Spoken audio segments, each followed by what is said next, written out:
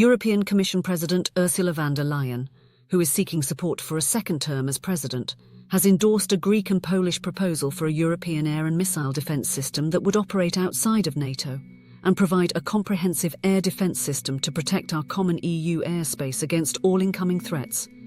This is not a new idea, as Germany has been pursuing a similar idea with the support of 21 European countries, and there is also a French and Italian initiative for a European air and missile defence system that is a rival to the German plan.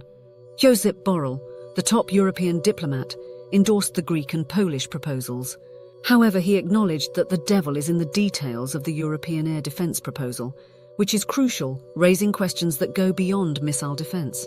The German government, under Chancellor Olaf Scholz, proposed a European air and missile defence system in 2022 after the Russian invasion of Ukraine.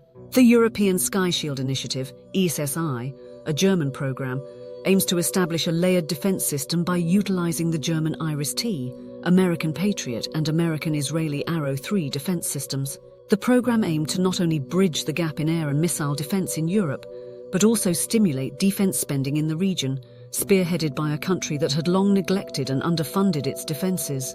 We anticipate that the programme will encourage the adoption of common procurement and air defence operations. The German initiative has received support from 21 European countries. The German initiative has received criticism from France, which is working with Italy to create a European air defence system, similar to the US Patriot system called SAMP-T.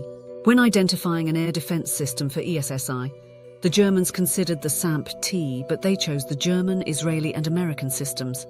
This decision led to increased tension between French President Macron and his ongoing dispute with Europe and its allies over the preference for American defence systems over European, primarily French-built weapons.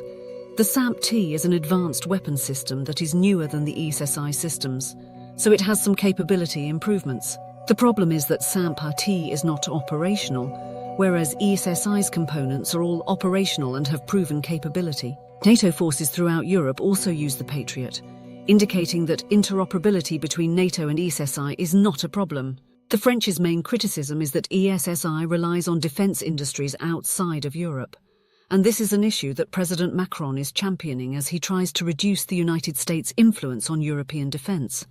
According to President Macron, the Ukraine war and Russia's apparent shift to a wartime economy have shown the necessity of rebuilding Europe's long-neglected defence industry. He believes that European NATO defence spending should prioritise Europe, as buying weapons from outside Europe prevents Europeans from being self-sufficient in their defence. Just as Chancellor Scholz argues that a European originating system like ESI will promote additional defence spending, President Macron substantially argues the same thing, but that the euros earmarked for defence stay in Europe, and programmes like ESSI, by not being European-based, degrade European sovereignty and continued dependence on the United States. German Chancellor Scholz has said little about the French and Italian push to create their own ESSI, except that he supports it if it does not conflict with the German initiative. Outside of the French obsession with eroding US influence in Europe, party politics play a role. President von der Leyen, Greek Prime Minister Mitsotakis, and Poland's Prime Minister Donald Tusk share a similar centre-right political alignment, with Chancellor Scholz's SPD party serving as the rival party to President von der Leyen's CDU. Also, Prime Ministers Mitsotakis and Tusk, to a greater extent, have been relatively cool toward Berlin and its leadership during the war, and though not signing on to the French initiative, have not committed to the German initiative either. In her second term, President von der Leyen has agreed to commission an air defence white paper and provide its findings within the first 100 days of its commission. The President's goal is to have the European Commission play a greater role in Europe's defence. The European Union is not part of NATO, so any European air defence system would be outside of NATO and its command structure. It would also mean that the EU would be making decisions on defence and defence procurement, which have typically been under the authority of the member states. If the EU decides how to proceed, it would increase the EU's centralised power at the expense of the member countries.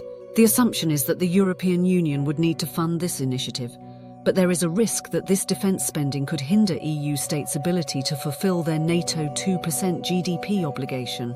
We assume that EU members will also contribute to the development of this missile defence system, thereby shifting limited funds from NATO to the non-NATO European Union. Since the EU lacks a military structure, the operation of such a defence system, from command and control to individual armed force members or non-military government workers, remains unclear. The other issue is, will the EU maintain NATO interoperability, or will it eventually choose its own standards? Most likely it would strive to uphold NATO standards, albeit with no guarantee. The other issue is that while the German-led ESSI proposal aims to protect European airspace, it is not a project of the European Union. Despite not being an EU proposal, President Macron's desire to shape the EU under French leadership suggests that the French-Italian proposal ultimately aims to function as an EU instrument. The Greek-Polish proposal presented to President van der Leyen is an EU proposal that necessitates unanimous support from all member countries to establish this system. Given that this is a new arena for the EU, it is likely that numerous unanimous votes will be required to create the new regulations necessary for the funding, creation and operation of this system. It is unlikely that this will happen. The questions presented by the various air defence initiatives as well as the Ukraine war itself have identified a gap in European defences. It has exposed the Europeans and to a lesser extent the United States to a harsh reality in the area of defence industry neglect. The United States maintained a robust defence industry, but not one strong enough to be the arsenal of democracy for advanced weapon systems. The Europeans, particularly Germany, have allowed their defence industrial base and supply chains to deteriorate to such an extent that in the third year of the Ukraine war they are still unable to produce enough weapons to supply Ukraine, let alone replenish their own stock. The other question revolves around the EU's intentions and whether it will use this opportunity as a catalyst to establish a European army under its banner. Considering the German position on ESSI, its rivalry with France and the unresolved questions about the EU's ability to field an armed force in something as complex as air and missile defence, it is likely that all of these initiatives will fall short of expectations, and a united Europe will remain fragmented.